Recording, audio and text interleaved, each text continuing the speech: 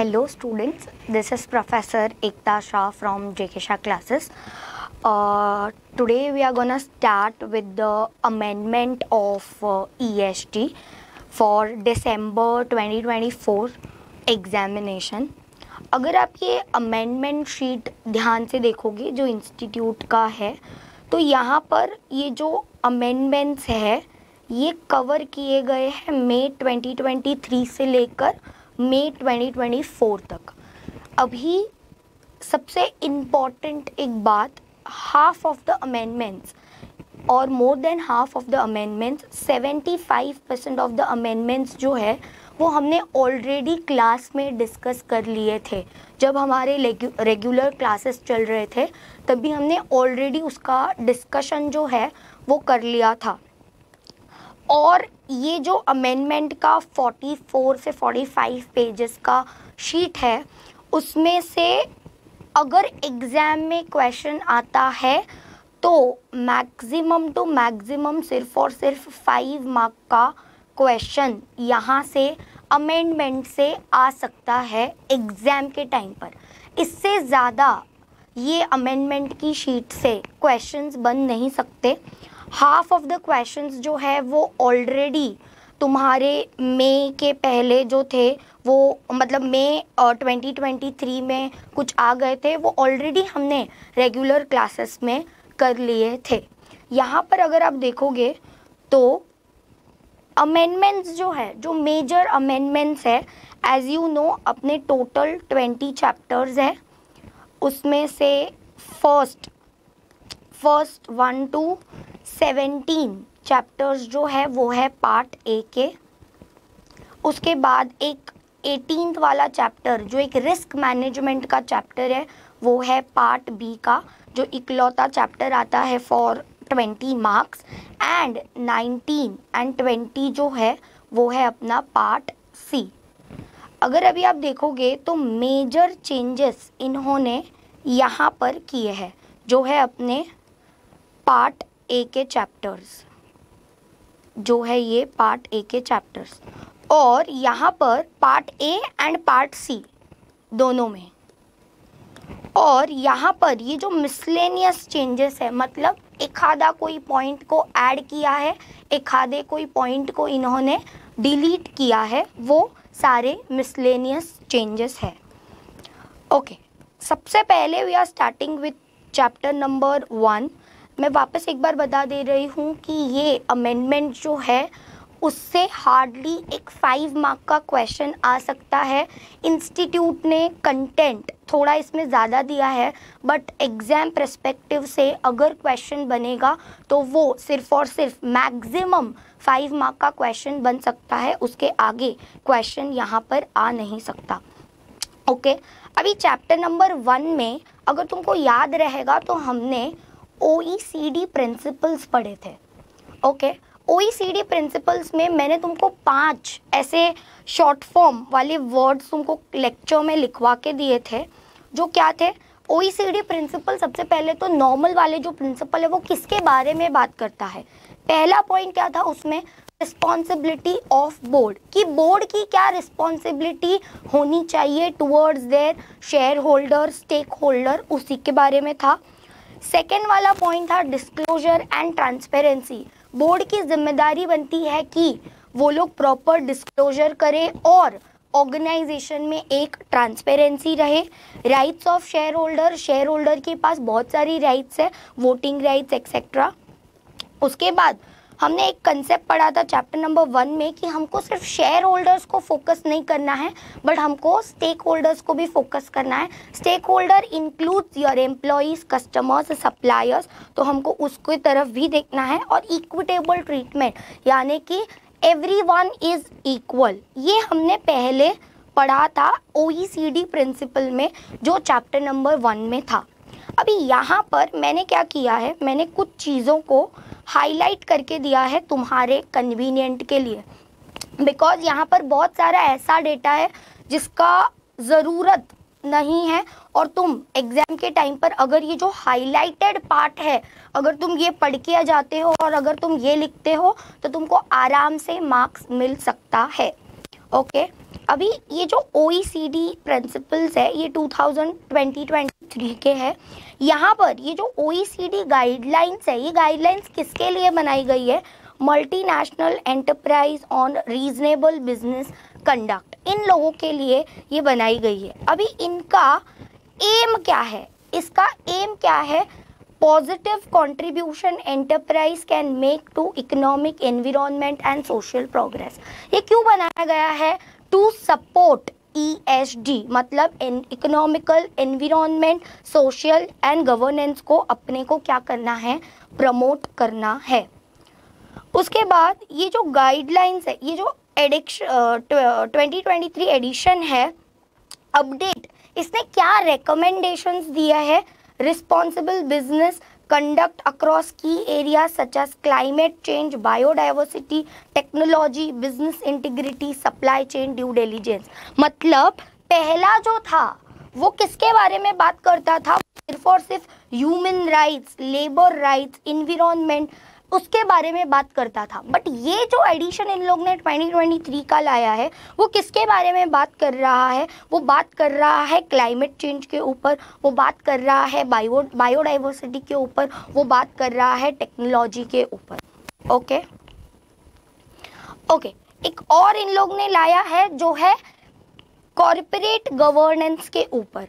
अभी यहाँ पर प्रिंसिपल जो है, ये जो किसको हेल्प कर रहा है? Policy maker to evaluate and improve the legal, regulatory and institutional frameworks of corporate governance with a view to supporting economical, effective and sustainable growth and financial stability। हमको सिर्फ और सिर्फ कंपनी में प्रॉफिट नहीं कमाना है, हमको एक सस्टेनेबल ग्रोथ चाहिए, फाइनेंशियल स्टेबिलिटी चाहिए ऑर्गेनाइजेशन में। अभी ये क्या नया ला रहा है? What they offer new and updated recommendations of shareholder right, role of institutional investors। institutional investors क्या होते हैं? ये ऑलरेडी हमने चैप्टर नंबर 17 में रेगुलर लेक्चर में बहुत ज़्यादा इन डिटेल में इसके ऊपर डिस्कशन किया था। Corporate disclosure and reporting the responsibility of board, मैंने तुमको अभी ही ये पॉइंट पढ़ाया था। यहाँ पर भी जो पहले OECD प्रिंसिपल था वो भी किसके बारे में बात कर रहा था? रिस्पॉन्सिबिलिटी ऑफ बोर्ड के बारे में।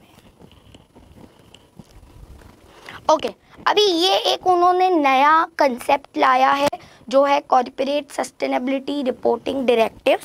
सबसे पहले तो ये लॉन्च कब हुआ था? 5 जनवरी 2023।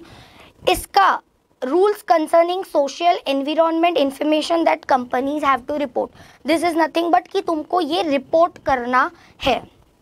अभी यहाँ पर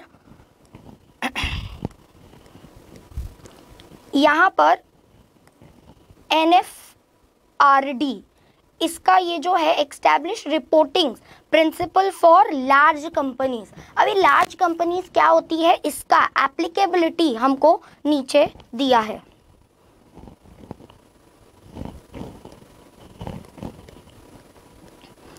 यहाँ पर अभी ये जो लार्ज कंपनीज है, कौन से इसमें वील कंसिडर दैट हाँ ये लार्ज कंपनीज के इसमें आएंगी? तो यहाँ पर एक आता है companies meeting 2 of the following 3 criterias, मतलब ये 3 में से कौन से भी 2 क्राइटेरियाज, 2 कंडीशंस अगर आप क्या करते हो तो तुम कंसिडर हो जाओगे किसमें? लार्ज कंपनीज के इसमें। यूरो 50 मिलियन इन नेटवर्थ अगर आपका इतना है तो, euro 25 million in assets and 250 or more employees अगर आपके है तो you will consider as an large company.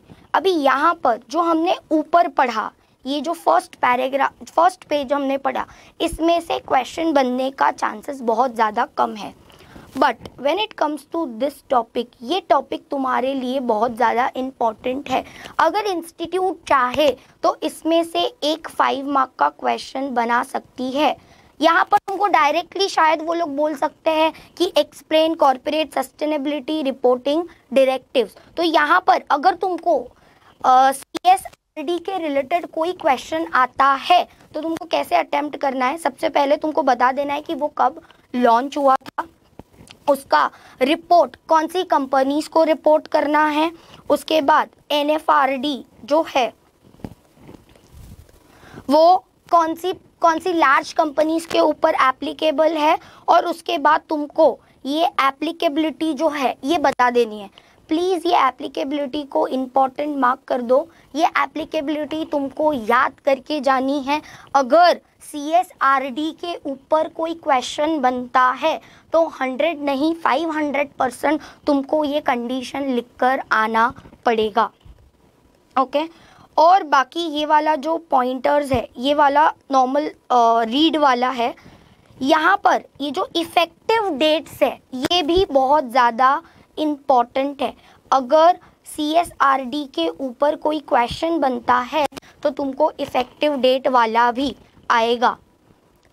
अभी यहाँ पर ये कौन से इसमें इफ़ेक्टिव है, सबसे पहले तो ये कब अडॉप्ट हुआ था, लेट 2022 में, और इसका जो स्टार्ट है वो कब से हो रहा है, 2024 से लेकर 2028 तक, थोड़े थोड़े ईयर्स में, मतलब एक एक साल के इसमें वो लोग क्या करने वाले हैं, रिपोर्ट करने वाले हैं।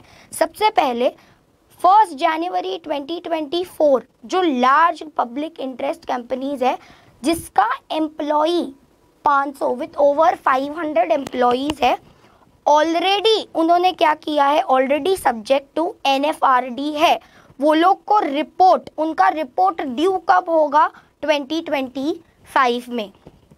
उसके बाद ऐसी फ्रॉम 1 2025 ऐसी large companies that are not presently subject to NFRD, जिसको NFRD करने का कोई ज़रूरत नहीं है, with more than 250 employees, but उसका एम्प्लॉय साइज क्या है, 250 से ज़्यादा है, एंड और €40 मिलियन इन टर्नओवर है, एंड और €20 मिलियन टोटल असेट है, तो उसको कब तक रिपोर्ट करना है, 2026 तक। एक इम्पॉर्टेंट बात यहाँ पर तुमको नोट करने वाली जो है वो है कि ये यहाँ पर एंड और तुमको ये एग्जाम में ध्यान से लिख कर आना है।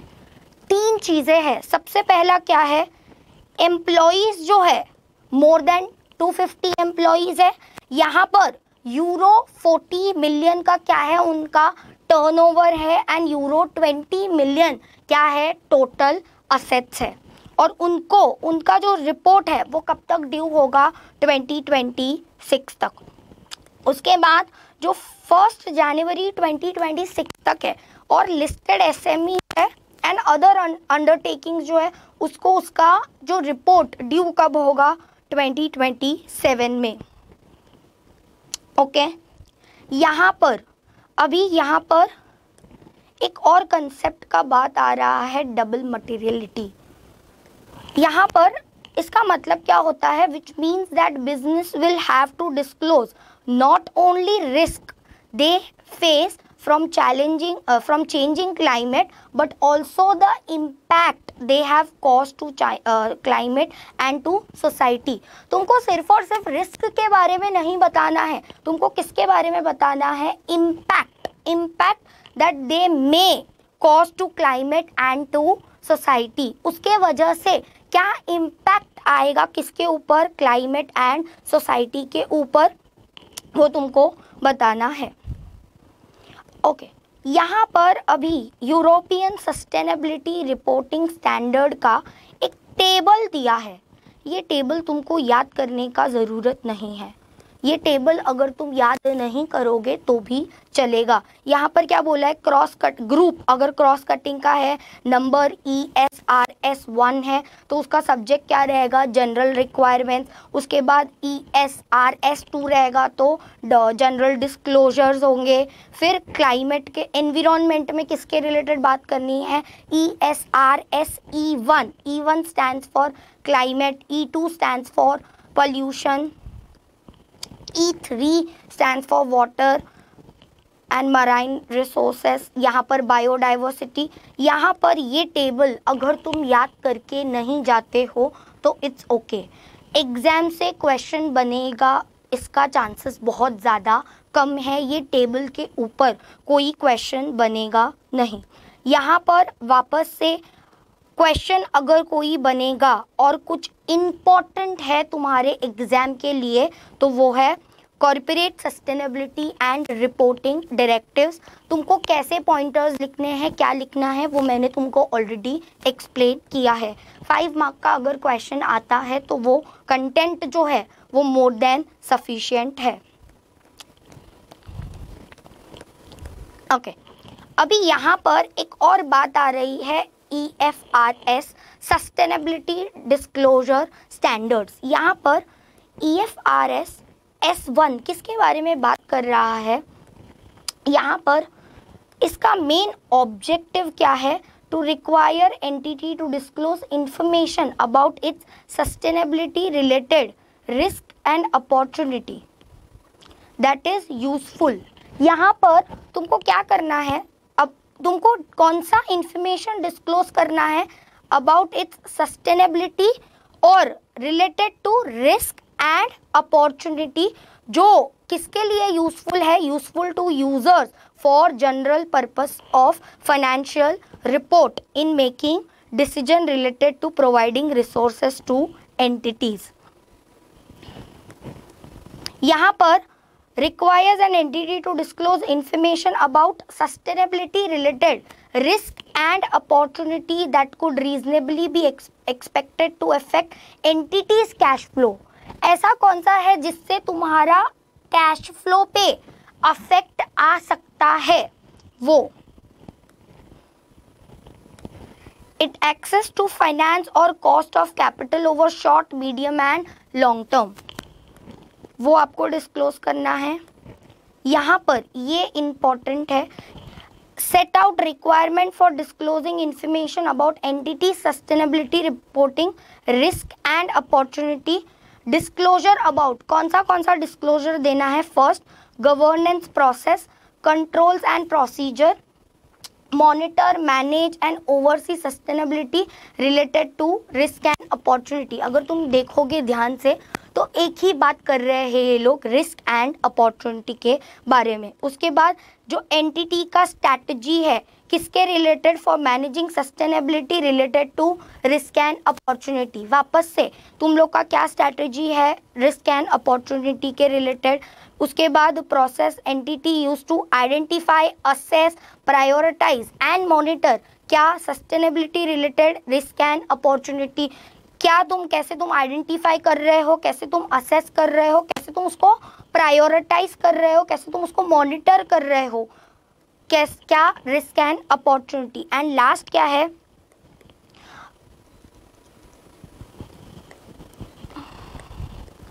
Entities performance in relation to sustainability related to, वापस वो वही एक ही बात कर रहे हैं जो है risk and opportunity including progress towards any target the listed entity has set to meet the law or regulation। ये हमने क्या पढ़ा? ये IFRS S1 जो है ये पढ़ा। वापस से इसका एग्ज़ाम में आने का चांसेस जो है वो वापस से बहुत ज़्यादा कम है, नहीं आ सकता ये एग्ज़ाम में क्वेश्चन के रिलेटेड।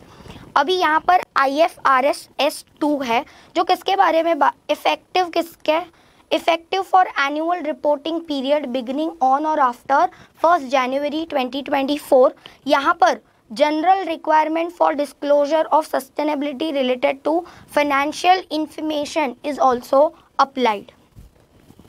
ये किसके ऊपर अप्लाई करता है? अगर आप ध्यान से देखोगे तो ये जो रिस्क एंड अपॉर्चुनिटी है हम ये ऑलरेडी ऊपर पढ़ के आए, अफेक्ट एंटिटीज कैश फ्लो, यहाँ पर short, medium and long term. अभी यहाँ पर ये जो IFRS है S2 ये कहाँ पर अप्लाई होता है? तो climate related physical risk and climate related transition risk and climate related opportunity available to entity। वापस से अगर आप देखोगे ना तो यही सेम पॉइंट्स यहाँ पर रिपीट हो रहे हैं। Governance process, entity use to monitor, manage oversee climate related risk and opportunity, strategy for managing risk and opportunity। अगर आपको याद रहेगा तो हमने ऊपर भी वही पढ़ा था, strategy for risk and opportunity, monitor वाला। उसके बाद हमने ये ऊपर भी पढ़ा था, identify, assess, prioritise, monitor climate related changes and opportunity including integrated into information overall risk management process. वापस से entity performance in relation to climate related risk and opportunity including progress towards any climate change targets and जो कोई तुमने अगर target set किए होंगे तो, और ये तुमको रेफरेंस दिया है अगर तुमको पढ़ना है तो। ओके, यहाँ पर तुम्हारा चैप्टर 1 का अमेंडमेंट ख़त्म होता है। अभी चैप्टर 1 में अगर कुछ सबसे ज़्यादा इम्पोर्टेंट है तो वो है CSRD, ये वाला CSRD।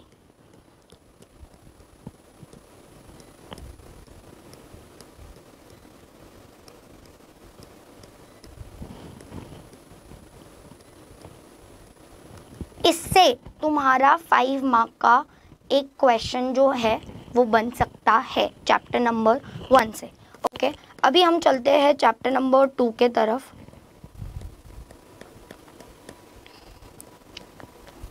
ओके, अभी अगर तुमने ध्यान से देखा होगा चैप्टर नंबर 2 में हमने एक रेगुलेशन पढ़ा था जिसका नाम था रेगुलेशन नंबर 4, और वो रेगुलेशन में एक पॉइंट था 2D के रिलेटेड एक पॉइंट था, रेगुलेशन 4 सबसेक्शन 2D। उसमें हमने टोटल 4 पॉइंट पढ़े थे। ये ऑलरेडी क्लास में रेगुलर लेक्चर में हमने डिस्कशन किया है। यहाँ पर क्या बोल रहे हैं ये लोग, जो रेगुलेशन 4 है वो किसके बारे में बात कर रहा है, principle governing disclosure and obligations. यहाँ पर जो लिस्टेड एंटिटी है shall devise an effective vigil mechanism whistleblower policy enable stakeholder individual employee and their respective body to freely communicate their concerns about illegal and unethical practices. अगर कोई भी share holder को या individual employee को कुछ भी ऐसा लगता है कि हाँ ये इलीगल है या हाँ ये कोई अनएथिकल प्रैक्टिस चल रही है, तो उसके पास उसको बोलने का राइट होना चाहिए। और वो कहाँ बोल सकता है, उसके लिए एक पॉलिसी बनाया था, विसल ब्लोवर पॉलिसी। ये विसल ब्लोवर पॉलिसी क्या होता है ये हमने चैप्टर नंबर 10 में बहुत अच्छी तरीके से पढ़ा था। अगर तुमको याद रहेगा तो हमने क्वेश्चन भी सॉल्व किया था सेम यही पॉइंट के ऊपर। जब हम रेगुलर क्लास में टेस्ट सॉल्व कर रहे थे तभी हमने सेम इसी के ऊपर एक क्वेश्चन भी डाला था, राइट्स ऑफ स्टेक होल्डर्स। ये एक छोटा सा तुम्हारा amendment, I could not say this as an amendment because ये ऑलरेडी हमने क्लास में पढ़ा है। मैंने तुमको ऊपर पहले ही बोला कि ये जो अमेंडमेंट शीट है ये कवर कर रही है फ्रॉम May 23 टू जो भी तुम्हारा जून तक का है वो। अभी चैप्टर नंबर 3 में वापस से ये वही पॉइंट्स है जो ऑलरेडी हमने लेक्चर में कवर किए हैं। जो रेगुलेशन नंबर 17 है ऑफ सेबी LODR रेगुलेशन 2015, वो किसके बारे में बात कर रहा है, 17(1)(a) composition of board of directors of listed entity. अभी जो भी लिस्टेड एंटिटी है उसके बोर्ड पैनल में कंपोजिशन बोर्ड ऑफ डायरेक्टर्स का कैसा होना चाहिए, तो ए वाला क्या बोल रहा है, board of directors shall have optimum combination of executive and non executive directors. मतलब एग्जीक्यूटिव और नॉन एग्जीक्यूटिव का एक ऑप्टिमम कॉम्बिनेशन होना चाहिए, बट उसके साथ साथ विथ एटलीस्ट 1 विमेन डायरेक्टर होनी चाहिए। एंड मतलब क्या होता है, दोनों कंडीशन फुलफिल होना चाहिए। And not less then 50% of board of director shell comprise of non executive director. सबसे पहले क्या बोल रहे हैं, ऑप्टिमम कॉम्बिनेशन होना चाहिए एग्जीक्यूटिव का एंड नॉन एग्जीक्यूटिव का। उसके बाद क्या बोल रहे हैं, एक विमेन डायरेक्टर होनी चाहिए और उसके साथ साथ 50% तुम्हारे बोर्ड के पैनल में ऐसे लोग होने चाहिए जो क्या है, नॉन एग्जीक्यूटिव डायरेक्टर्स है। ये ऑलरेडी हमने क्लास में डिस्कशन किया था रेगुलर लेक्चर में। ओके, उसके बाद यहाँ पर एक और अमेंडमेंट आ गया था कि जो टॉप 1000 लिस्टेड एंटिटी है, अभी ये टॉप 1000 लिस्टेड एंटिटी हम कौन से बेस पर काउंट करेंगे, मार्केट कैपिटलाइजेशन के बेस पर काउंट करेंगे। उनको क्या बोला है, उनको एक इंडिपेंडेंट विमेन डायरेक्टर होना ज़रूरी है बाय अप्रैल 1, 2020। अभी यहाँ पर ये तुम्हारे एग्ज़ाम के लिए इम्पॉर्टेंट हो सकता है, ये कोई अमेंडमेंट नहीं है, ये ऑलरेडी हमने रेगुलर लेक्चर में पढ़ा था। ओके, उसके बाद एक और ये पॉइंट आ रहा है रेगुलेशन 17(1)(c) का। यहाँ पर क्या बोल रहे हैं, जो टॉप 2000 लिस्टेड एंटिटी है, वापस से ये जो टॉप 2000 है ये कैसे काउंट होंगे, मार्केट कैपिटलाइजेशन के बेस पर काउंट होंगे। उनके बोर्ड के पैनल में कितने लोग होने चाहिए, shall comprise not less than 6 directors. अगर तुमको याद रहेगा तो हमने एक पढ़ा था कि पब्लिक में 3 डायरेक्टर्स चाहिए, प्राइवेट में 2 और ओपीसी में 1। बट यहाँ पर क्या बोल रहे हैं, ऐसी टॉप 2000 लिस्टेड एंटिटीज जो है उसके बोर्ड के पैनल में नॉट लेस देन 6 डायरेक्टर्स तो होने ही चाहिए। वापस ये हमने डिस्कशन किया था, D&O पॉलिसी जो है, ये जो top 1000 listed entity by market capitalisation है, उनको for all their independent directors जो है वो उनको D&O का पॉलिसी देना ही पड़ेगा। किसको, टॉप 1000 लिस्टेड एंटिटीज़ को। पहले ये टॉप 500 था बट उसको अमेंड करके अब इसको क्या कर दिया है, टॉप 1000। ये भी हमने ऑलरेडी पढ़ा था क्लास में नॉर्मल रेगुलर लेक्चर में। ओके, उसके बाद ये जो रेगुलेशन 19(4) है, यहाँ पर क्या बोला है, formulation of criteria for determining qualification, positive attribute, independence of director and recommend the board to director about policy related to remuneration. यहाँ पर रेम्यूनरेशन किसका, डायरेक्टर का, KMP का एंड एम्प्लॉई का। अगर तुमको याद रहेगा तो यहाँ पर KMP में मैंने तुमको एक एग्जाम्पल भी दिया था मेरे ऑर्गेनाइजेशन का, कि हमारे ऑर्गेनाइजेशन में क्या होता था कि अगर तुम्हारा फॉर्म भरने में कोई नॉन कंप्लायंस नहीं होता है तो तुम्हारा रेम्यूनरेशन हाइक मिलेगा फॉर 5%। अगर कुछ कंपनी के ऊपर एलिगेशंस नहीं आते हैं तो तुम्हारा जो रेम्यूनरेशन है उसका हाइक कितना मिलेगा, 7%। हमने ये ऑलरेडी KMPs वाला रेगुलर लेक्चर में डिस्कशन किया था। यहाँ पर क्या बोला है, for every appointment of independent director जो नॉमिनेशन एंड रेम्यूनरेशन कमिटी है वो क्या इवैल्यूएट करेगी, शैल इवैल्यूएट बैलेंस ऑफ स्किल। अगर यहाँ पर तुमको याद आ रहा हो, मैंने एग्जाम्पल तुमको दिया था मिस्टर जूलियन का, जो अपॉइंट हुए थे बोर्ड के पैनल में, उसके स्किल्स क्या थे, उसका नॉलेज क्या है, उसका एक्सपीरियंस क्या है, वो कौन से वे में हमारे ऑर्गेनाइजेशन को हेल्प कर सकता है, experience on board and on basis of such evaluation prepare a description of role and capabilities required for independent director.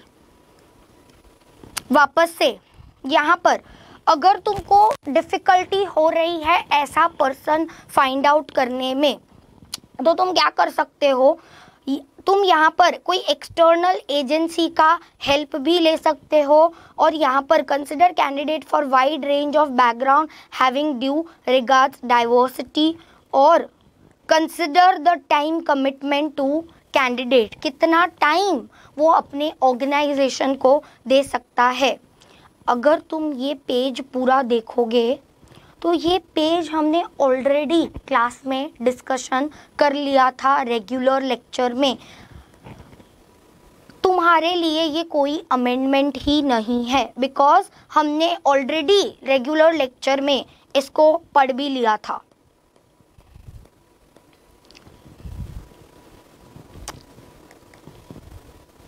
यहाँ पर रेगुलेशन 23 ऑफ सेबी LODR क्या बोल रहा है, with effect from July 1 2019 transactions involving payment with related to related party with respect to brand usage or royalty shall consider, उसको तुम क्या consider करोगे, मटेरियल कभी जब वो ट्रांजैक्शन है to be entered into individually or taken together with the previous transaction during financial year क्या हो रहा है, excess 5%, किसका excess of 5% of annual consolidated turnover. ये भी पॉइंट हमने ऑलरेडी क्लास में डिस्कशन किया था।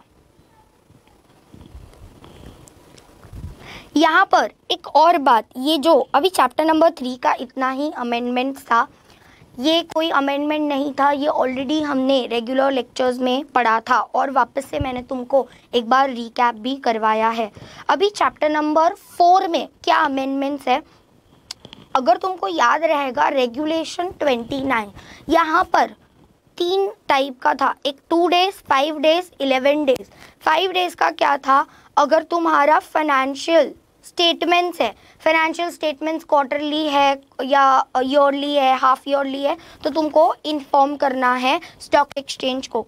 11 डेज में क्या था, अल्ट्रेशन वाला था। एंड 2 डेज में क्या था कि 2 डेज में अगर तुमने कोई बोनस इशू किया है, अगर तुमने कोई डिक्लेयर डिविडेंड वगैरह किया है, यहाँ पर हमने प्रैक्टिकल एग्जाम्पल लिया था CDSL का। तभी के टाइम पर CDSL ने बोनस इशू किया था, तो उन्होंने स्टॉक एक्सचेंज को इन्फॉर्म किया था 2 डेज प्रायर। अभी यहाँ पर एक बात यहाँ पर क्या बोला है, prior intimation at least 2 days 2 working days in advance. यहाँ पर क्या बोला है, 2 working days in advance excluding the date of intimation, मतलब जिस दिन तुमने इंफॉर्मेशन दिया वो तुमको एक्सक्लूड करना है, and date of meeting to stock exchange, जिस दिन स्टॉक एक्सचेंज को मिला उस दिन एक्सक्लूड होगा। यहाँ पर भी वापस से ये पॉइंट भी हमने डिस्कशन किया था कि fund raise by issue of security, यहाँ पर through public offer rights issue है, ADR है, GDR है, फॉरेन करेंसी कन्वर्टेबल बॉन्ड्स है, क्वालिफाइड इंस्टीट्यूशनल प्राइवेट प्लेसमेंट्स है, तो यहाँ पर आएगा। उसके बाद provided that intimation shall also be given in case of annual general meeting, या तो extraordinary general meeting or postal ballot that is proposed to be held or obtain shareholder approval for further fundraising indicating type of issuance। यहाँ पर हमने example लिया था Vodafone idea का, जिसका fund raising हुआ था, FPO था उनका। ओके, उसके बाद क्या बोल रहे हैं, intimation for determination of issue price qualified institutional placement is not required if such placement is done in accordance with the ये जो Security and Exchange Board of India ICDR के related है। तो उसके बाद alteration in the form of nature of securities that are listed on stock exchange, any alteration in date on which the interest of debenture holder or bond redemption amount of redeemable shares अगर कुछ है तो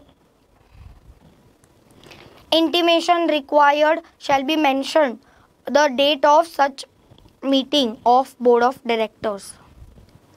okay, यहाँ पर वापस से ये जो कोरम है, ये भी यहाँ पर क्या बोला था कि कोरम मतलब मिनिमम नंबर ऑफ मेंबर्स जो प्रेजेंट होने चाहिए, मिनिमम नंबर ऑफ मेंबर्स या minimum number of directors present होने चाहिए। Quorum for every meeting of board, यहाँ पर क्या बोला है, जो टॉप 2000 लिस्टेड एंटिटीज है विथ इफेक्ट फ्रॉम 1 अप्रैल 2020, उनका कोरम क्या रहेगा, यहाँ पर 1/3 ऑफ टोटल स्ट्रेंथ, जो तुम्हारा टोटल स्ट्रेंथ है उसका 1/3 और 3 डायरेक्टर्स और बोला है यहाँ पर, मतलब दोनों में से कोई भी एक।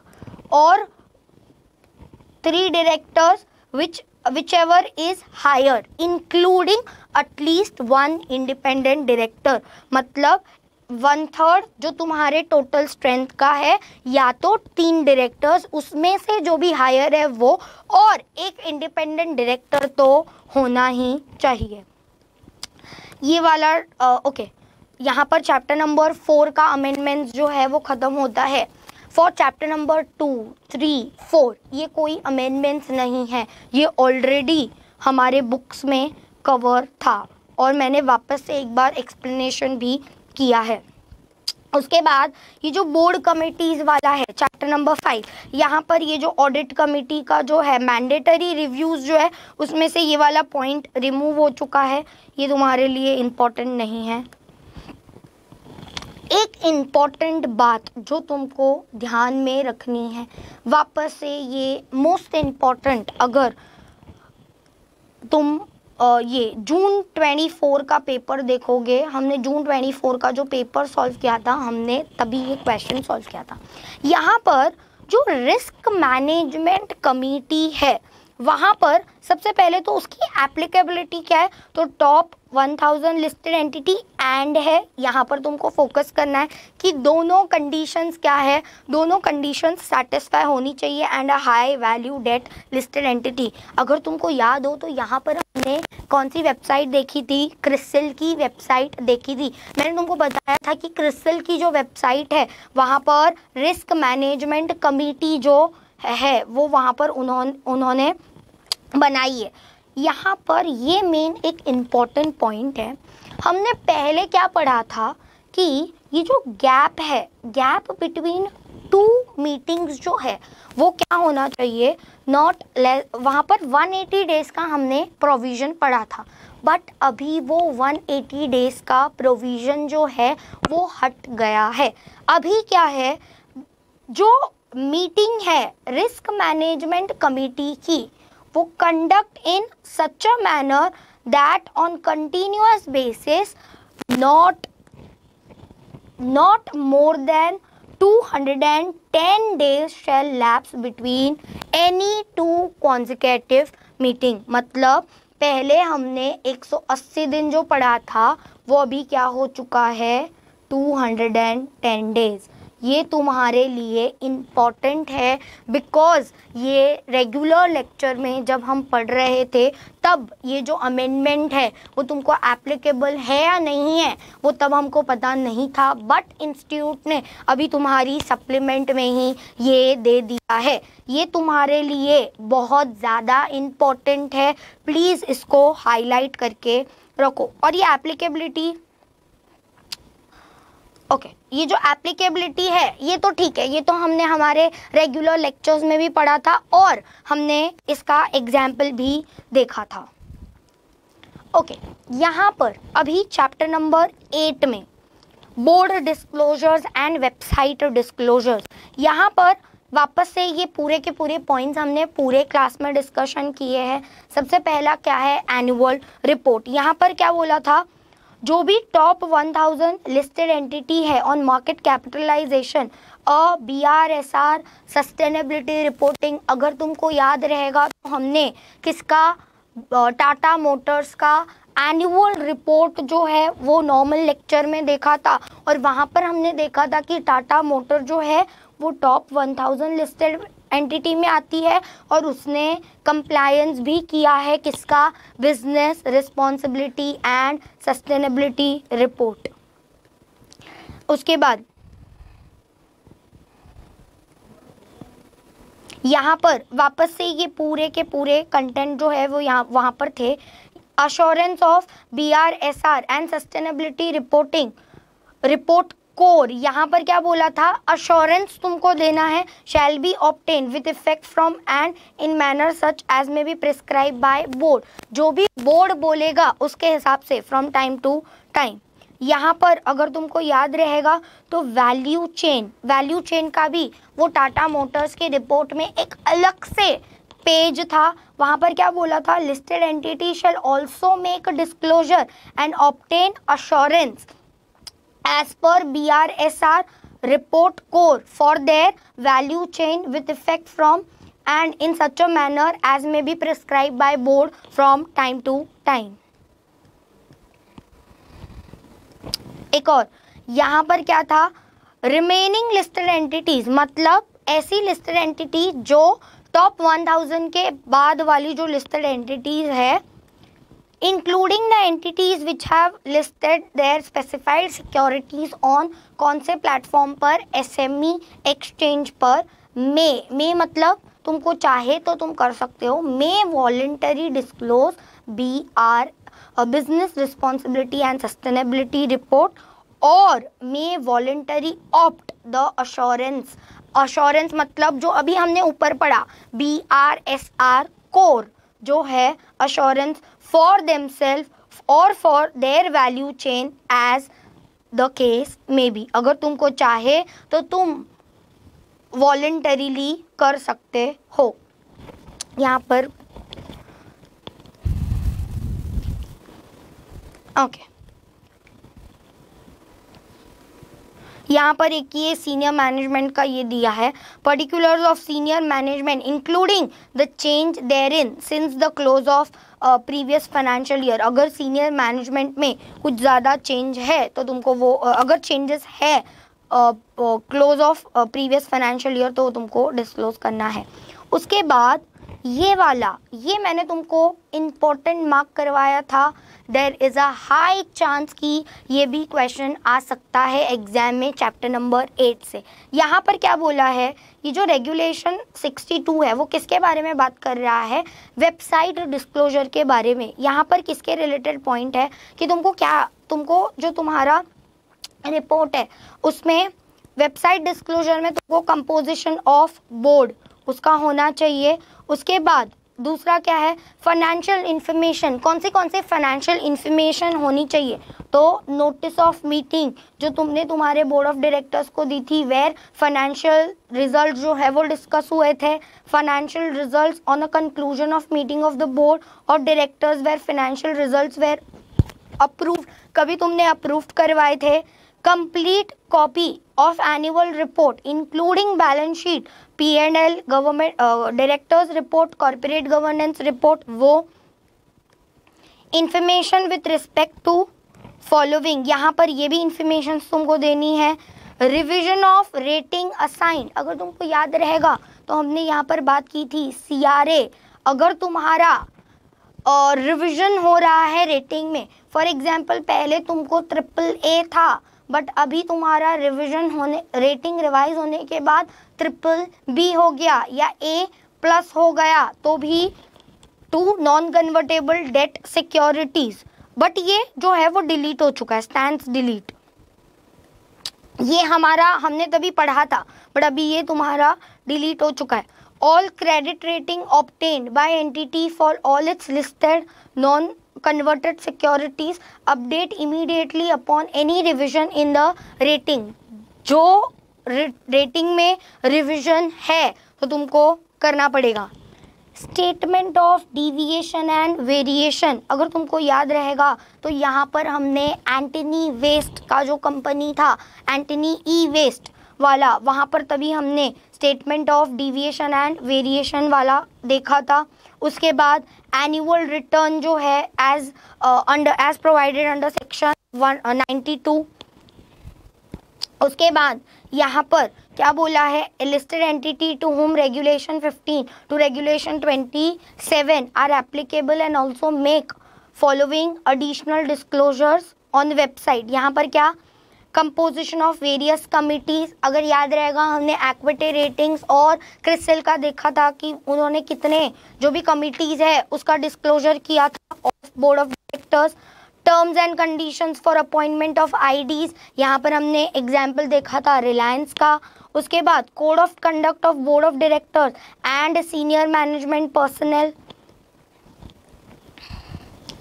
Details of establishment of vigil mechanism, whistle blower mechanism, अगर तुमको याद रहेगा तो हमने यहाँ पर रिलायंस की पूरी पॉलिसी देखी थी। उसके बाद criteria for making payments to non executive director if the same has not been disclosed in annual report, अगर तुमने एनुअल रिपोर्ट में डिस्क्लोज नहीं किया है तो। उसके बाद secretarial compliance report regulation 24A के under. Policy on dealing RPTs, कैसे तुम आरपीटीज को ये कर रहे हो। Policy for determining material subsidiaries, percentage of programs attended by independent director during the year.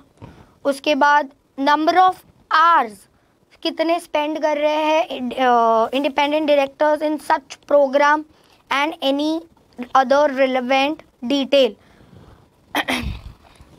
The listed entity shall update any change in content of its website within 2 working days from the date of such change in content. तुमको 2 working days के अंदर अंदर उसका change जो है वो तुमको update करना है। ये वापस से हमने रेगुलर लेक्चर में पढ़ा था, अगर तुमको याद रहेगा तो हमने हर एक सेंटेंस का, हर एक प्रोविजन का एक प्रैक्टिकल एग्जाम्पल भी देखे थे। जो जेकेएसई स्टूडेंट है उनके लिए ये वाला जो चीज़ है वो कोई अमेंडमेंट ही नहीं है, बिकॉज हमने ऑलरेडी इसको इन डिटेल अपने रेगुलर लेक्चर में पढ़ा है। वापस से यहाँ पर हमने चैप्टर नंबर 1 ख़त्म किया, चैप्टर नंबर 2 ख़त्म किया, चैप्टर नंबर 3 ख़त्म किया। 2, 3 में कोई अमेंडमेंट नहीं है, ये ऑलरेडी हम पढ़ के आए थे। चैप्टर नंबर 4, उसके बाद चैप्टर नंबर 5 में है। 6 तो ऑलरेडी चैप्टर नंबर 3 के साथ ही है। 7 में कुछ नहीं है, 8 में है।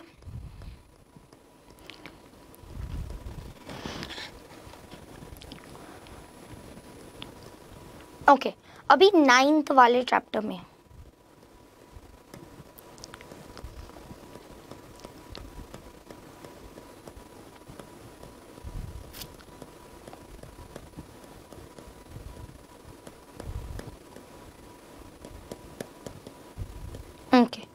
यहाँ पर वापस से ये जो 9th वाला चैप्टर है, यहाँ से तुम एक्सपेक्ट कर सकते हो एक 5 मार्क का क्वेश्चन। तुमको चैप्टर नंबर 1 से क्वेश्चन आ सकता है। कौन सा क्वेश्चन आ सकता है वो मैंने बता दिया है। अमेंडमेंट्स में से एक क्वेश्चन आएगा तो वो शायद चैप्टर नंबर 1 से आ सकता है। चैप्टर नंबर 9 से अगर कोई क्वेश्चन बन सकता है तो वो है ये वाला। Chapter number 2, 3, 4, 5, 8 these are not amendments for us. ये ऑलरेडी हमने रेगुलर लेक्चर में इसको कवर कर दिया था। यहाँ पर ये जो डेटा गवर्नेंस वाला है, इसमें इन्होंने एक ये डाल दिया है digital personal data protection act, जो 2023 में आया था। अभी यहाँ पर सेम मैंने तुम्हारे लिए कुछ चीज़ों को हाईलाइट किया है। अभी यहाँ पर ये किसके ऊपर एप्लीकेबल है, तो processing of digital personal data within the territory of India, अगर within the territory of India है। और किसको अप्लाई करेगा, apply to processing of digital personal data outside territory of India, उस outside the territory of India, but if such processing is in connection with an any activity related to offering of goods or service of data principle within territory of India। अगर वो related है, क्या related है, related to offering of goods and services to data principals within the territory of India में अगर related है तो ये outside the territory of India में भी आएगा। अभी ये किसके ऊपर अप्लाई नहीं करता है, तो data process by individual for any personal और डोमेस्टिक पर्पस, अगर पर्सनल या डोमेस्टिक पर्पस के लिए है तो। और एक इम्पॉर्टेंट बात यहाँ पर एंड डाला है,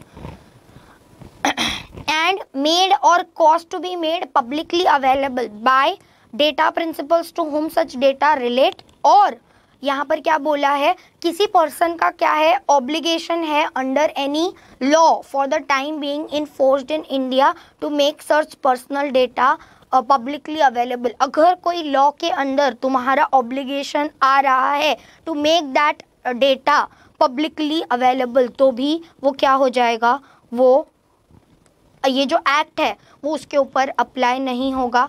यहाँ पर ये जो एप्लीकेबिलिटी है ये तुम्हारे लिए इम्पॉर्टेंट है, एग्जाम में क्वेश्चन आने का चांसेस है। 5 marks straightforward direct question आ सकता है अगर उनको अमेंडमेंट से क्वेश्चन पूछना है तो। यहाँ पर अभी एक इन्होंने एडिशनल टॉपिक्स वाला एक और डाला है। यहाँ पर ये लोग ने बात किया है एआई का, कि एआई कौन से वे में तुमको मदद कर सकता है फॉर डेटा गवर्नेंस। यहाँ पर ये जो पैराग्राफ है दिस इज रीड वाला यहाँ पर, ओके। बट यहाँ पर उसके बेनिफिट्स दिए गए हैं, benefits of AI power data governance. वापस से अगर इंस्टीट्यूट चाहे तो यहाँ से एक स्ट्रेट फॉरवर्ड 5 मार्क का क्वेश्चन चैप्टर नंबर 9 से जो है वो डाल सकता है। यहाँ पर क्या बोला है, इम्प्रूव क्वालिटी ऑफ डेटा। अगर तुम देखोगे ना तो ये वाला जो क्वेश्चन है ये तुम अपने आप से भी लिख सकते हो। तुमको हेड पॉइंट को लर्न करना है। अगर क्वेश्चन एग्जाम में आता है तो for us this question is an bonus marks. अभी यहाँ पर क्या बोला है, improve quality of data with the help of AI. तुम्हारा जो डेटा है उसका जो क्वालिटी है वो बहुत ज़्यादा इम्प्रूव हो जाएगा। वापस ये कंटेंट तुम तुम्हारे मन से लिख सकते हो। ऑटोमेट डेटा कंप्लायंस, यहाँ पर तुम्हारा जो एडमिनिस्ट्रेटिव वर्कलोड है वो कम हो जाएगा। अगर एआई आ जाता है तो ऑटोमेटिकली डेटा का कंप्लायंस बहुत इजी वे में हो जाएगा। अगर तुमको याद रहेगा तो हमने एआई के बारे में चैप्टर नंबर 17 में भी पढ़ा था। स्ट्रेंथन डेटा सिक्योरिटी, वहाँ पर अगर एआई के हेल्प से हमारा जो डेटा सिक्योरिटी है वो भी बहुत ज़्यादा प्रोटेक्टेड रहेगा। अनऑथोराइज एक्सेस होने का chances are come.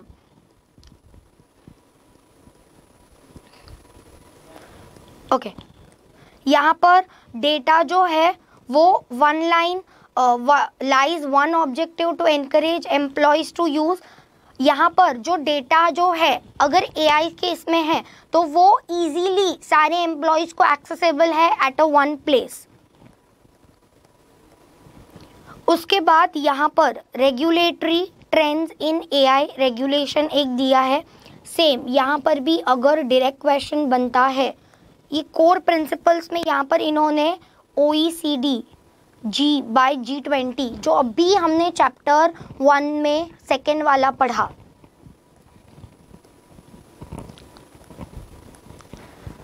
Risk based approach.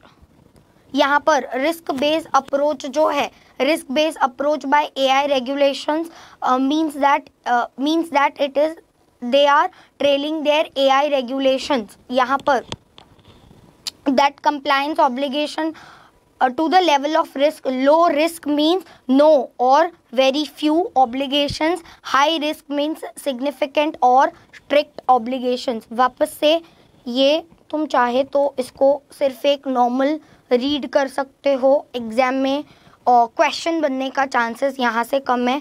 ये वाला क्वेश्चन एक बन सकता है और ऊपर ये बन सकता है digital personal data protection act. यहाँ पर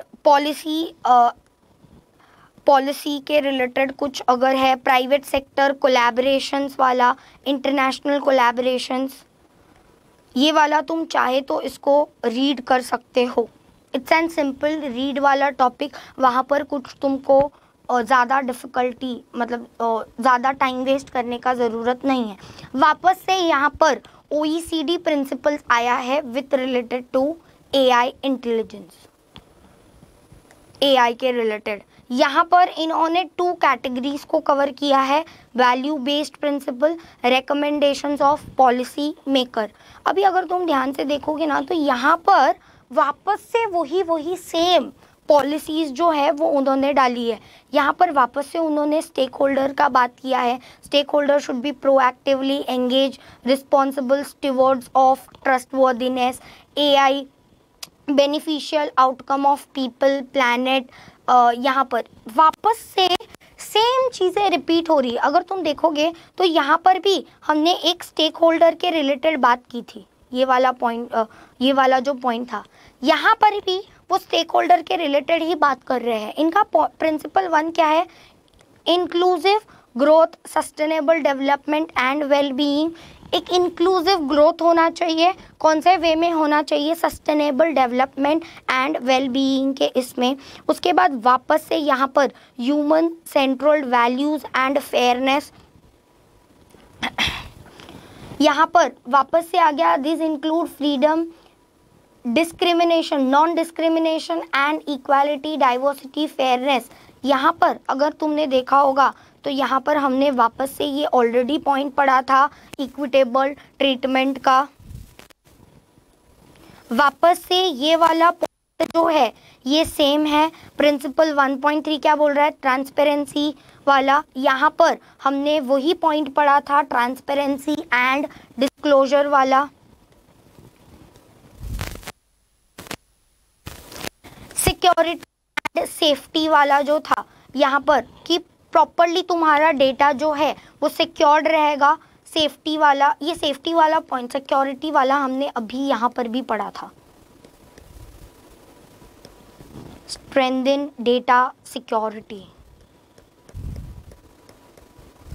अकाउंटेबिलिटी, बोर्ड का अकाउंटेबिलिटी, यहाँ पर transparency, disclosure, transparency and accountability, ये यहाँ पर ही आ जाएगा। अगर तुम देखोगे ना तो ये सारी चीज़ें जो इन्होंने दी है, इसका जो प्रिंसिपल का डिटेल दिया है वो पूरा वापस से रिपीट हो रहा है।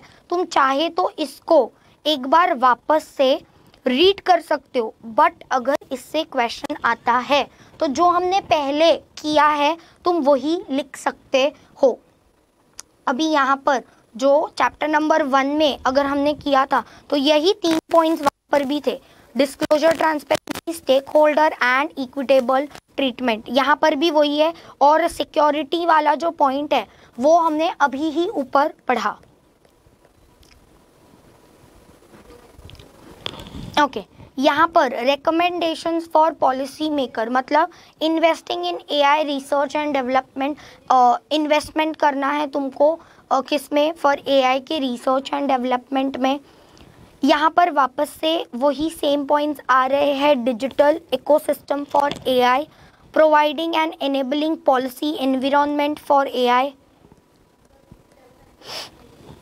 लेबर मार्केट ट्रांजिशन के रिलेटेड है। ये वाला वापस ट्रस्ट वर्दीनेस, वापस से ये वाले जो पॉइंट है तुम उसको रीड कर सकते हो।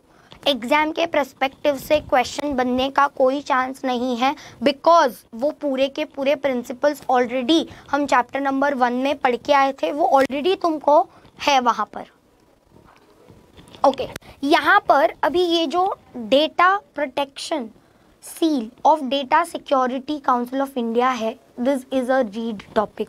यहाँ पर उन्होंने पूरा हिस्ट्री बताया है कि कैसा है, क्या है डेटा प्रोटेक्शन ऑफिसर्स, ये DSCI certificate, data protection officer programs, etcetera etcetera. इससे क्वेश्चन तुम्हारे एग्जाम में बनने का कोई चांस नहीं है, बिकॉज ये पूरा उन्होंने पूरा हिस्ट्री टाइप ऑफ बताया है, क्या है कैसे है।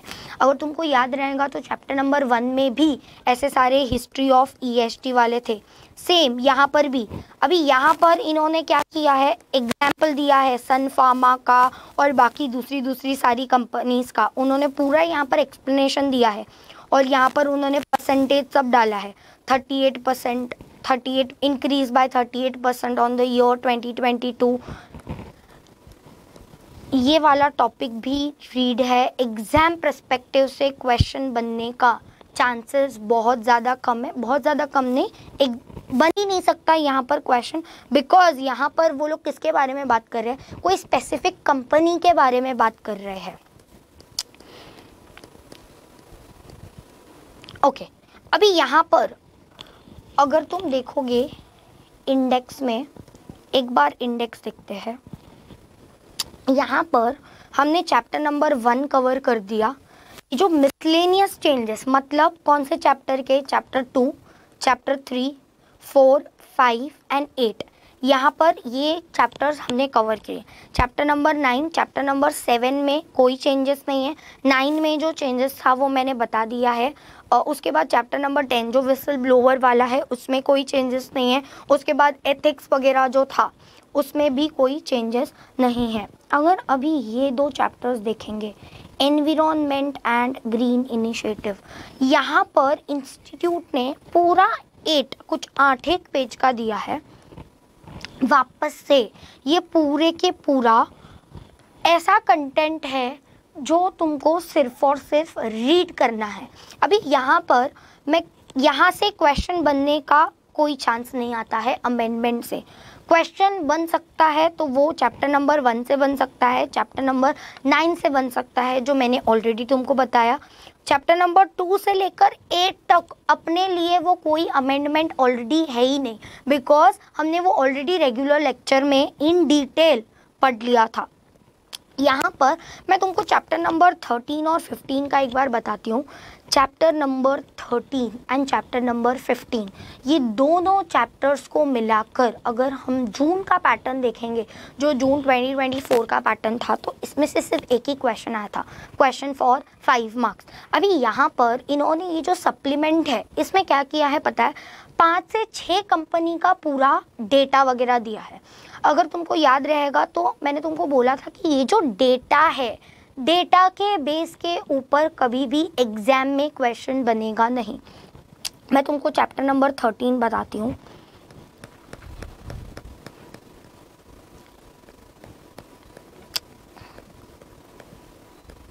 यस, अभी देखो चैप्टर नंबर 13 में इन्होंने एक अमेंडमेंट, ये जो तुम्हारी अमेंडमेंट शीट है इसमें क्या किया है, देखो कंपनी का नाम दे दिया है हिंदुस्तान जिंक वाला, वो कौन से सेक्टर में कौन से इंडस्ट्री में काम करता है वो दिया है।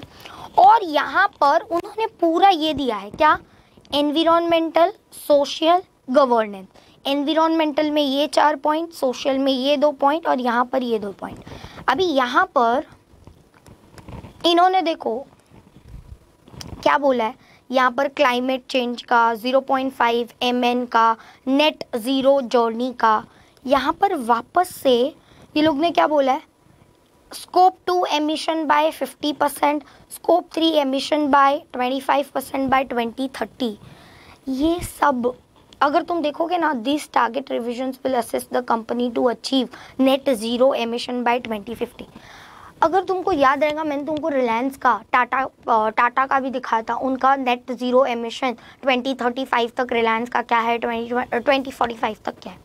यहाँ पर ये लोग हिंदुस्तान जिंक के बारे में बात कर रहे हैं और क्या बोल रहे हैं, वो लोग कैसे अचीव करेंगे नेट ज़ीरो एमिशन बाय 2050। यहाँ से क्वेश्चन बनने का कोई चांस नहीं है और वेरी ऑनेस्टली ये तुम याद भी नहीं रख सकते कि कौन सी कंपनी का नेट ज़ीरो एमिशन कितना है, कैसे है। ये तुमको एग्जाम पर्सपेक्टिव से जो चैप्टर नंबर 13 में दिया है, यस, ये चैप्टर नंबर 13 में जो इन्होंने दिया है ये टोटली इररिलेवेंट है तुम्हारे एग्जाम पर्सपेक्टिव से। ये एक हिंदुस्तान जिंक का है। उसके बाद यहाँ पर रिस्क एंड मैनेजमेंट क्राइसिस का पूरा इन्होंने दिया है। उसके बाद circular economy, 3x increase in gainful वाला, बायोडाइवर्सिटी, सोशल का, ये पूरा एक कंपनी हिंदुस्तान जिंक का दी। उसके बाद इन्होंने दिया है टेक महिंद्रा का, जो जिसका सेक्टर और industry you could say that is IT service. वापस से अगर तुम देखोगे ना तो ये टेबल में उनका एनवायरनमेंट दिया है, सोशल दिया है, गवर्नेंस दिया है। अभी वहाँ पर ऊपर हिंदुस्तान जिंक के इसमें एनवायरनमेंट का 4 पॉइंट था, यहाँ पर उस कंपनी के हिसाब से 2 पॉइंट, यहाँ पर वापस 4 और वापस यहाँ पर 4। वापस से इनका कुछ और गोल है, यहाँ पर इनका क्लाइमेट चेंज के related during FY company emission reduce 40.62%। ये अगर तुम देखोगे ना तो ये वापस से कोई क्वेश्चन, स्पेसिफिक क्वेश्चन अगर उनको पूछना है तो यहाँ से वो लोग पूछ ही नहीं सकते, यहाँ से कोई क्वेश्चन बन ही नहीं सकता है। वापस से पूरा इनोवेशन मैनेजमेंट, उसके बाद यहाँ पर ये डॉक्टर रेड्डी लेबोरेटरीज लिमिटेड जो एक फार्मास्यूटिकल कंपनी है, उनका भी वापस से इन्होंने यही दिया है, एनवायरमेंटल सोशल एंड गवर्नेंस। यहाँ पर उनका क्या है, उनके गोल्स एंड उनके टारगेट्स क्या है, तो by 2030 100% renewable power, 42% electricity through renewable sources, बाद में पाथवे टू कार्बन वाला जो है, एड्रेसिंग ग्लोबल वाटर क्राइसिस। यहाँ पर वापस से ये कंपनी का भी तुमको क्वेश्चन बनने का कोई भी चांसेस नहीं है। उसके बाद उनका सोशल डायमेंशन क्या है, यहाँ पर ये 2030 तक सर्व 1.5 बिलियन पेशेंट्स। ये तो प्रैक्टिकली याद नहीं रख सकते कि वो कितने पेशेंट्स को सर्व करने वाले हैं, किसका नेट कार्बन जीरो का परसेंटेज किसका क्या है। उसके बाद इन्होंने एक प्रोग्रेस दिखाया है, प्रोग्रेस दिस ईयर उन्होंने कितना प्रोग्रेस किया है। यहाँ पर affordability of medicine, innovation for better health, gender diversity, gender equity, equality. उसके बाद 18% ऑफ जेंडर डाइवर्सिटी। यहाँ पर सेम पूरा इन्होंने हिस्ट्री दी है कि 2030 तक एटलीस्ट 35% विमेन वाला इन सीनियर लीडरशिप पोजीशन में आएंगे। 2035 तक gender parity across the organisation, वापस 2030 तक ये ऐसा, 2025 तक ऐसा। और इन्होंने ये साल में कितना प्रोग्रेस किया है, इन्होंने 2030 तक 35% टारगेट किया है, बट अभी इन्होंने 16% तक अचीव किया है, यहाँ पर 18% तक, यहाँ पर 0.4% ऐसे। ये तुमको एग्ज़ाम के टाइम पर पढ़ने का कोई भी ज़रूरत नहीं है। वापस से यहाँ पर एक दिया है डाबर इंडिया का, इसका इंडस्ट्रीज पर्सनल प्रोडक्ट सेक्टर। वापस यहाँ पर अगर तुम देखोगे तो एनवायरमेंटल है, सोशल है,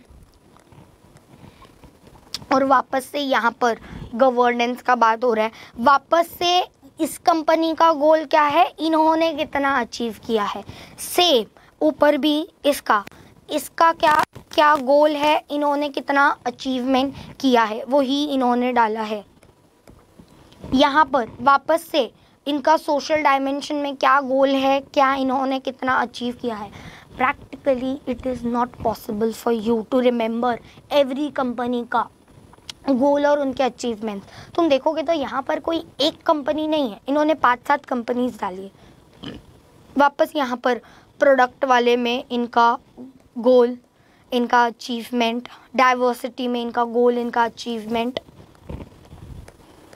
उसके बाद गवर्नेंस में इसने क्या बोला है, 50% board independence, 100% independent audit committee में, 5 out of 6 committees are lead by independent directors, 96.6 board meeting attendance. तो उसके बोर्ड ऑफ डायरेक्टर्स की जब बोर्ड मीटिंग होती है तो कितने डायरेक्टर्स अटेंड करते हैं, तो 96.6% है उनका। 96 point average committee meeting attendance है।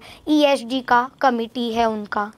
प्रैक्टिकली ये तुमको याद रखने का ज़रूरत नहीं है, तुमको ये क्लिक भी नहीं होगा कि कौन सी कंपनी का क्या कैसे था। वापस से उन्होंने एडिशनल इन्फॉर्मेशन क्या दी है, independent director include ESG inducted in the ESG committee. उसके बाद लीड इंडिपेंडेंट डायरेक्टर का ऑलरेडी हमने चैप्टर नंबर 17 में कंसेप्ट्स पढ़े थे। Board gender diversity increase from 7 to 14%। Reasonable outsourcing जो है उसका गोल क्या है, उसका अचीवमेंट इन्होंने कितना किया है। अभी बाद में इन्होंने PI इंडस्ट्री लिमिटेड का दिया है जो एक क्या है, केमिकल सेक्टर में है।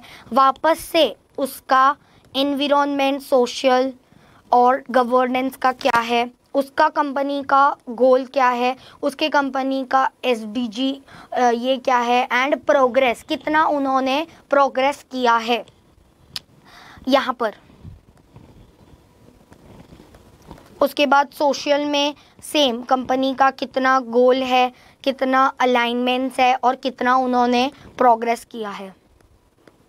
यहाँ पर चैप्टर नंबर 13 अगर तुम देखोगे तो पूरे के पूरा वही है। चैप्टर नंबर 13 और चैप्टर नंबर 15 ये तुमको सबसे लास्ट में पढ़ना है। जब तुम पढ़ोगे तब भी, और जब तुम रिवीजन मतलब जब तुम अमेंडमेंट्स देख रहे हो तभी एक बार सिर्फ तुम उसको रीड आउट कर लो। ये प्रैक्टिकली तुम इसको लर्न नहीं कर सकते।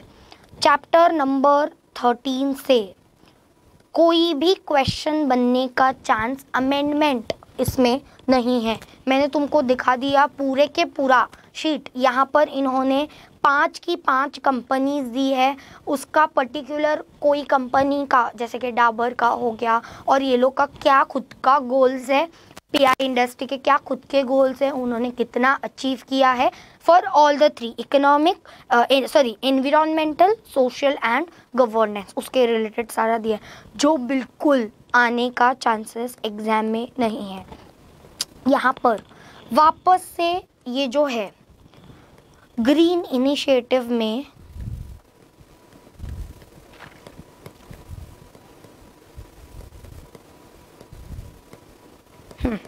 यहाँ पर ये जो ग्रीन इनिशिएटिव वाला चैप्टर है, चैप्टर नंबर 15, यहाँ पर इन्होंने वापस से बात किया है प्लास्टिक वेस्ट मैनेजमेंट का। यहाँ पर कि प्लास्टिक कब was first invented in 1907 and given that it was cheaper and then more convenient than other material, soon founded used in various ways in our daily lives। यहाँ पर ये जो सारा कंटेंट है, this whole content is read। यहाँ से practically कोई question नहीं बन सकता। अगर तुम देखोगे तो यहाँ पर सबसे पहले वो कब इन्वेंट हुआ, उसके बाद वो बहुत ज़्यादा चीपर हो गया तो लोगों ने रोज़ डे टू डे लाइफ में उसको अपना, दिख रहा है यहाँ पर, in our daily life as a basic need बना लिया।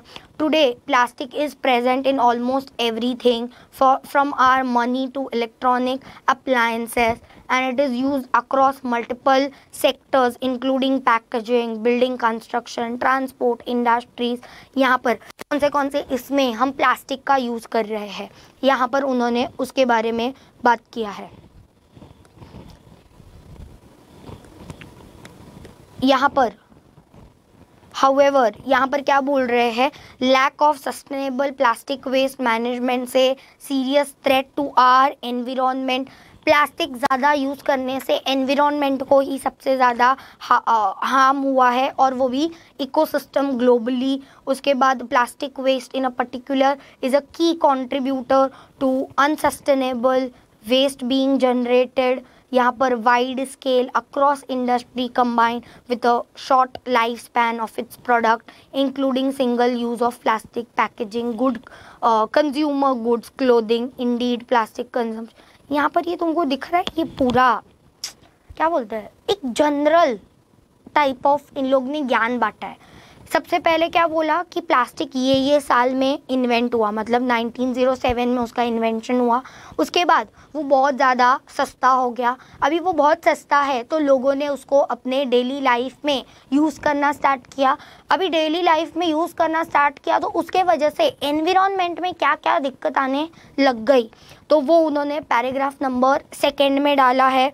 उसके बाद एनवायरनमेंटल इश्यूज़, एनवायरनमेंटल क्या क्या इश्यूज़ आने लग गए, तो ये यहाँ पर पूरा उन्होंने डाला है।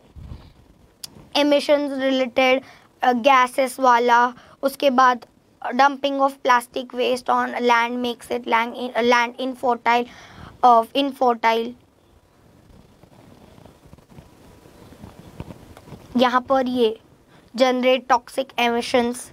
यहाँ पर प्लास्टिक को ज़्यादा यूज़ करने से एनवायरनमेंट को क्या हार्म हुआ, ये अभी इन्होंने यहाँ पर क्या बोलते हैं पॉइंटर्स डाले। अगर एग्ज़ाम में क्वेश्चन आता है तो डोंट यू फील कि ये तो तुम खुद से भी लिख सकते हो कि प्लास्टिक के वजह से क्या क्या दिक्कतें आना स्टार्ट हो गई। इसके लिए तुमको ये अमेंडमेंट शीट का ये चैप्टर का पढ़ने का कोई ज़रूरत नहीं है। ये दिख रहा है non recyclable plastic waste, multi layers वाला,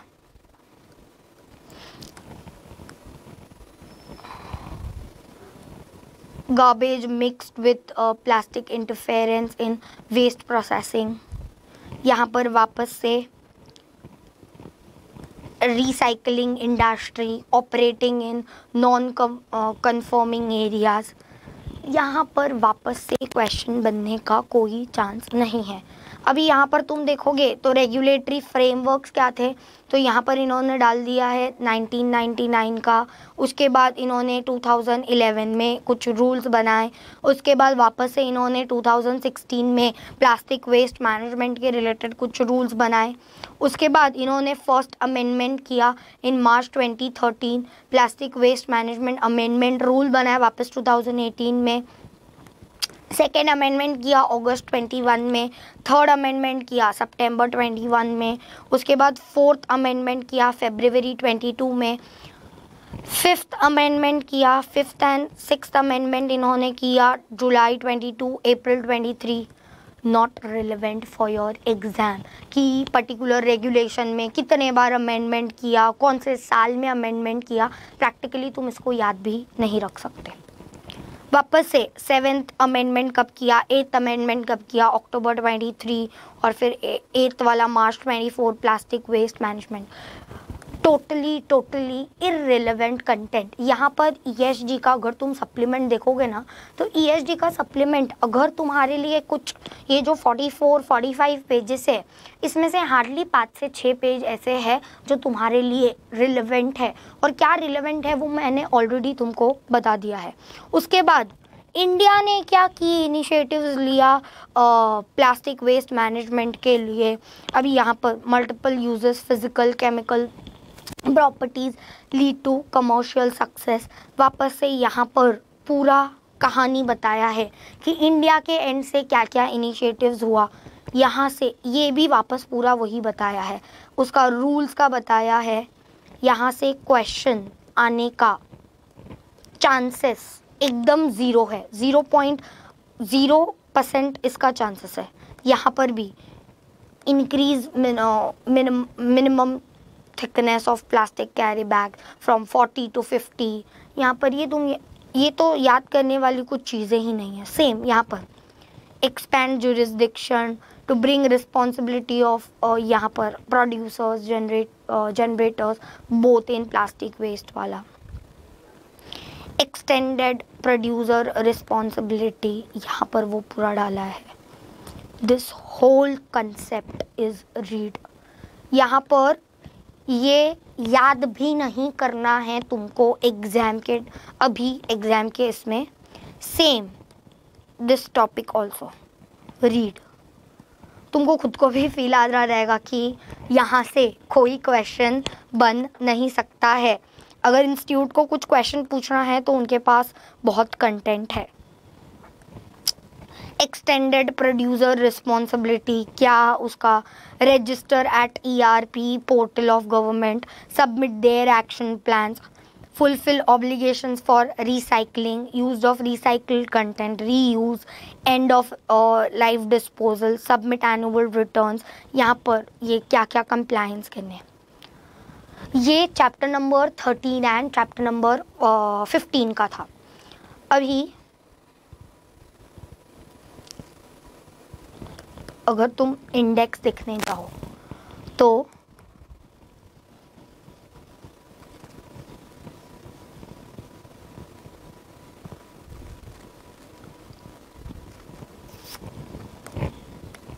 चैप्टर, अगर तुमने एक बात ऑब्जर्व किया रहेगा तो chapter number 18 that is risk management, उसमें कोई भी अमेंडमेंट नहीं है। अभी पार्ट ए के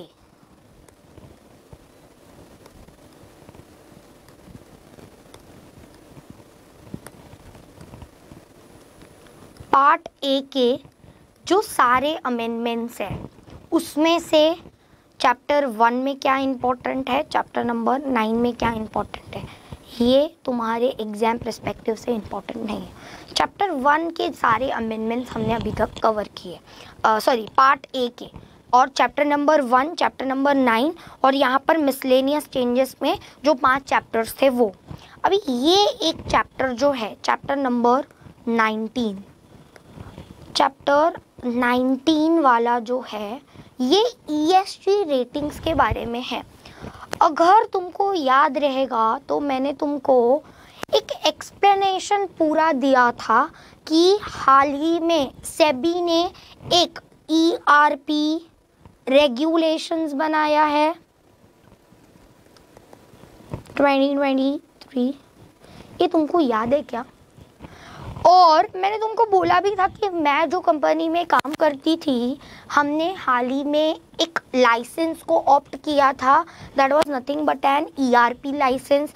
इफ़ यू रिमेंबर मैंने तुमको बोला था कि वहाँ पर 2 कैटेगरी है, कैटेगरी 1, कैटेगरी 2। हमने ये भी डिस्कशन किया था कि ESG रिस्क असेसमेंट के अलावा कौन सी कंपनीज है, तो हमने क्रिसिल का देखा था, क्रिसिल ESG है, केयर का ESG है। टोटल 8 ऐसी कंपनीज है जिनको क्या मिला है, ERP के अंडर लाइसेंस मिला है। अगर तुमको याद रहेगा ना तो ये चीज़ें ऑलरेडी हमने रेगुलर क्लास में डिस्कशन किया था। अभी यहाँ पर तुमको इन डिटेल कुछ उन्होंने दिया नहीं है, तुमको उन्होंने क्या किया पता है, एक छोटू सा 5-10 लाइन्स इन्होंने डाल दिए हैं। इफ़ यू रिमेंबर मैंने तुमको यही पूरा मास्टर सर्कुलर दिखाया था रेगुलर लेक्चर में, और यहाँ पर दिख रहा है तुमको registration, approval, surrender requirements, rating operations, reports, disclosure. ये तुमको दिख रहा है क्या? यहाँ पर ESG रेटिंग्स वाला सेम पूरे के पूरा, अगर तुम यहाँ पर है ना एक लिंक दिया है, अगर तुम ये लिंक को चेक करोगे ना तुमको मास्टर सर्कुलर दिखेगा। If you click on this link तुमको एक मास्टर सर्कुलर दिखेगा, वहाँ पर हमने डिस्कशन किया था। वो मास्टर सर्कुलर में आप सर्च करके देखना आगे, वहाँ पर 2 कैटेगरीज की बात की गई है। मैंने तुमको इतना भी बोला था कि हमने as an ESG risk assessment हमने कैटेगरी 1 में ऑप्ट किया था। For category 1 paid up share capital हमारा पहले बहुत ज़्यादा कम था, हमारा पहले paid up share capital was 5 crore, तो उसको हमने इंक्रीज़ करके 17 करोड़ 99 लाख के आसपास कुछ किया था। क्यों? ताकि कैटेगरी 1 में जो पेड अप शेयर का क्राइटेरिया है वो हम फुलफिल कर सके, तभी ही सेबी हमको लाइसेंस देगा। किसका लाइसेंस देगा? ESG रेटिंग का। For following ESG rating products, कौन से product? ESG rating, combined score, core ESG rating, core वाला ये कोर कंबाइंड स्कोर। यहाँ पर ये तुमको दिख रहा है, यहाँ पर ये ARP में provide with relevant CRA is nothing but an credit rating agencies।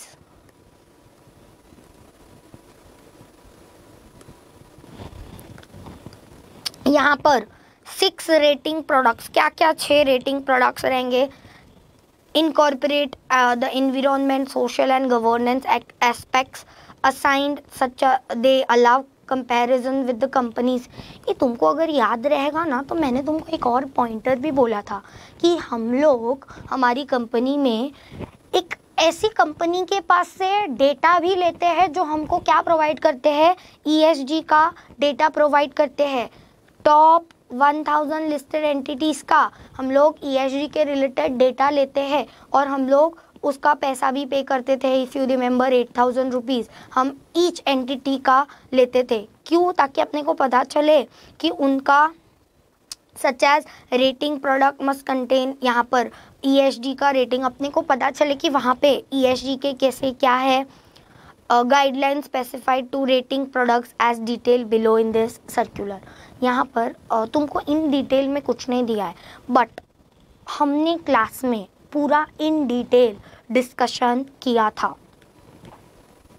Okay, हाँ, अभी चैप्टर नंबर 19 में इतना ही है। ये चैप्टर नंबर 19 से अगेन कोई क्वेश्चन नहीं बन सकता। यहाँ पे वो तुमको सिंपली क्या बता रहे हैं कि ERP का हमने रेगुलेशन बनाया है और यहाँ पर ये सर्कुलर ये लाया गया है, उसके बाद इनके क्या क्या प्रोडक्ट्स होंगे एक्सेट्रा एक्सेट्रा। और यहाँ पर उन्होंने तुमको डिटेल व्यू करना है तो तुम ये सर्कुलर को देख सकते हो। हमने रेगुलर लेक्चर में ये सर्कुलर देखा हुआ है और ये पूरे के पूरे प्रोविजंस मैंने कवर किए। अभी यहाँ पर हमने देखा न्यू सस्टेनेबिलिटी में इन्होंने क्या किया है, SEBI introduce new reporting requirement on ESG parameter. यहाँ पर उन्होंने इंट्रोड्यूस क्या किया था, BRSR का। हमने टाटा मोटर्स का रिपोर्ट भी देखा था क्लासेस रेगुलर लेक्चर में, इफ़ यू रिमेंबर। उसके बाद यहाँ पर क्या बोल दिया है कि in order to enable the user,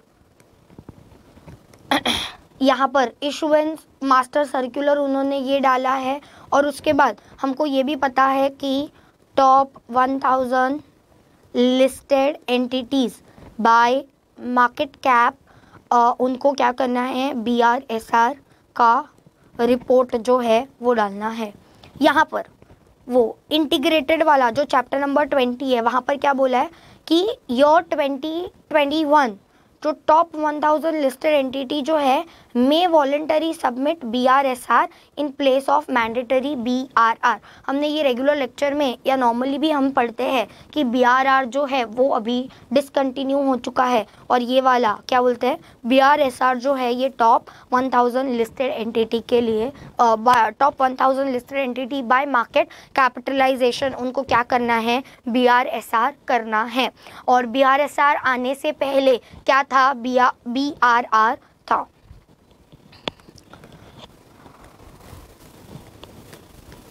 with this तुम्हारा अमेंडमेंट यहाँ पर ख़त्म होता है। अभी मैं तुमको एक समरी बता देती हूँ कि तुमको एग्ज़ाम पर्सपेक्टिव से क्या पढ़ना है। अगर तुम देखोगे चैप्टर 1 में अमेंडमेंट है, चैप्टर 2 में है, चैप्टर 3 में है, 4, 5, 6 is a part of 3 only. उसके बाद चैप्टर 8, चैप्टर 9, चैप्टर 10 में कोई अमेंडमेंट नहीं है, चैप्टर नंबर 11 में कोई अमेंडमेंट नहीं है, 12 में कोई अमेंडमेंट नहीं है। उसके बाद अपने चैप्टर नंबर 13 में अमेंडमेंट है, चैप्टर नंबर 14 CSR है, वहाँ पर कोई अमेंडमेंट नहीं है। उसके बाद चैप्टर नंबर 15 में अमेंडमेंट है, 16, 17 में कोई अमेंडमेंट नहीं है, रिस्क मैनेजमेंट में कोई अमेंडमेंट नहीं है, और चैप्टर नंबर 19 और चैप्टर नंबर 20 में है। अभी यहाँ पर ये जो पार्ट C है, मतलब ये तुमको एग्जाम में कितने मार्क्स के लिए आने वाला है, फॉर 15 मार्क्स। अगर तुम देखोगे ना तो ये कोई अमेंडमेंट नहीं है। इन्होंने क्या बोला है कि सबसे पहले तो हमने BRR को डिसकंटिन्यू कर दिया था, BRR जो है वो डिसकंटिन्यू हो चुका है, BRSR आ गया है। BRSR टॉप 1000 लिस्टेड एंटिटीज़ को एप्लीकेबल है और बाय मार्केट कैपिटलाइजेशन। और अगर तुमको BRSR इन द ईयर 21-22 करना है टॉप 1000 लिस्टेड एंटिटीज़ को, तो तुम वॉलंटरी कर सकते हो। ये इन्होंने इतना सा बोला है। और चैप्टर नंबर 19 में इन्होंने से बोला है कि हमने रेगुलेशन लाया है। वो रेगुलेशन किसके लिए है, ERPs के रिलेटेड है। ERPs के रिलेटेड क्या रेगुलेशन है, जो मैंने तुमको नॉर्मल जो था वो बता दिया। मतलब पार्ट C में देखने जाना तो कोई अमेंडमेंट है ही नहीं, मतलब वो अमेंडमेंट का सिर्फ ऐसे 2-10 लाइन सिर्फ बता दिया है। चैप्टर नंबर 13-15, चैप्टर नंबर 13 में अगर तुम देखोगे तो वो सब इसका दिया है, कंपनीज का दिया है। Will not consider that as an amendment because वो स्पेसिफिक कंपनी के बारे में बात कर रहा है। उसके बाद चैप्टर नंबर 15 पूरा प्लास्टिक वेस्ट मैनेजमेंट है। अगर इसके रिलेटेड कोई क्वेश्चन आता है तो अपन अपने नॉर्मल वे में लिख सकते हैं। उसके बाद ये जो चैप्टर है, मतलब 2, 3 और 6, 4, 5 और 8, ये तो ऐसे चैप्टर है जो कोई अमेंडमेंट नहीं है, बट इंस्टीट्यूट ने 1 साल पहले वाले भी सारे दे दिए हैं, तो हमने वो अभी पढ़ लिया।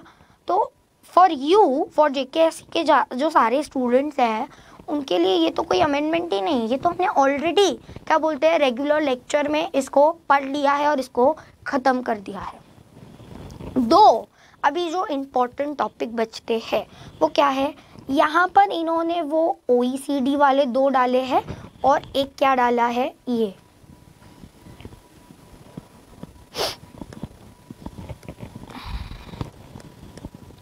CSRD वाला। यहाँ पर ये एक CSRD वाला इन्होंने नया कंसेप्ट डाल दिया है। तो यहाँ से there is a high chance कि क्वेश्चन बन सकता है CSRD। ये 2 चीज़ें हैं, ओके। और चैप्टर नंबर 9 में एक वो जो डिजिटल प्रोटेक्शन वाला एक्ट बनाया है वो 2023 का, वो, और एक है बेनिफिट्स ऑफ AI। अगर तुम देखने जाओ ना तो ये 44 पेजेस कुछ है ही नहीं। यहाँ पर जब भी तुम एग्ज़ाम के पहले जाओगे, what you will do is you will first learn this OECD and CSRD जो इम्पोर्टेंट मार्क करवाया है मैंने। और चैप्टर नंबर 5 में ये जो डिजिटल प्रोटेक्शन एक्ट 2023 है वो, और जो बेनिफिट्स है AI के, सेम यहाँ पर बेनिफिट्स ऑफ AI में तुम तुम्हारा हेड पॉइंट लिख सकते हो। हेड पॉइंट लिखने के बाद अंदर का content you can write by your self. और जो चैप्टर नंबर 2, 3, 4, 5 और 8 है ये तो पूरे पहले से ही किए हुए हैं। इसके अलावा तो कोई और अमेंडमेंट है ही नहीं। ESG में कोई मेजर अमेंडमेंट नहीं है। ESG के अमेंडमेंट्स का लोड लेने का ज़रूरत कुछ भी नहीं है। मैं तुमको वापस से बता रही हूँ, एग्ज़ाम में मैक्स टू मैक्स चांस है 5 मार्क, 5 मार्क्स।